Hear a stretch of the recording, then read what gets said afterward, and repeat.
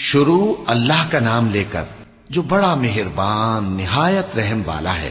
جو چیز آسمانوں میں ہے اور جو چیز زمین میں ہے سب اللہ کی تسبیح کرتی ہے۔ جو بادشاہ حقیقی ہے، پاک ہے، زبردست ہے، حکمت والا ہے۔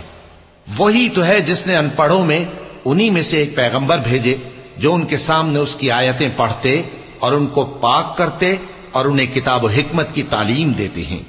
اور اس سے پہلے تو یہ لوگ کھلی گمراہی میں تھے، اور ان میں سے اور لوگوں کی طرف بھی ان کو بھیجا ہے جو ابھی ان مسلمانوں سے نہیں ملے، اور وہ غالب ہے، حکمت والا ہے۔ یہ اللہ کا فضل ہے، جسے چاہتا ہے عطا فرماتا ہے، اور اللہ بڑے فضل کا مالک ہے۔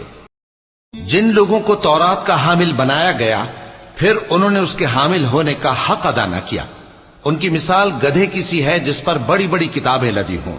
جو لوگ اللہ کی آیتوں کی تکذیب کرتے ہیں ان کی مثال بری ہے، اور اللہ ظالم لوگوں کو ہدایت نہیں دیتا۔ کہہ دو کہ اے یہود، اگر تم کو یہ دعویٰ ہو کہ تم ہی اللہ کے دوست ہو اور دوسرے لوگ نہیں، تو اگر تم سچے ہو تو ذرا موت کی آرزو تو کرو۔ اور یہ لوگ ان اعمال کے سبب جو یہ کر چکے ہیں ہرگز اس کی آرزو نہیں کریں گے، اور اللہ ظالموں سے خوب واقف ہے۔ کہہ دو کہ موت جس سے تم بھاگتے ہو وہ تو تمہارے سامنے آ کر رہے گی، پھر تم پوشیدہ اور ظاہر کے جاننے والے مالک کی طرف لوٹائے جاؤ گے، پھر جو کچھ تم کرتے رہے ہو وہ سب تمہیں بتائے گا۔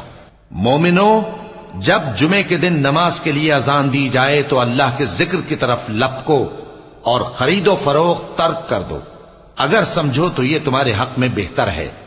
پھر جب نماز ہو چکے تو زمین میں پھیل جاؤ اور اللہ کا فضل تلاش کرو، اور اللہ کو بہت بہت یاد کرتے رہو تاکہ کامیاب ہو جاؤ۔ اور جب ان لوگوں نے سودا بکتا یا تماشا ہوتا دیکھا تو ادھر بھاگ لیے۔ اور اے نبی صلی اللہ علیہ وآلہ وسلم، تمہیں خطبے میں کھڑا چھوڑ گئے۔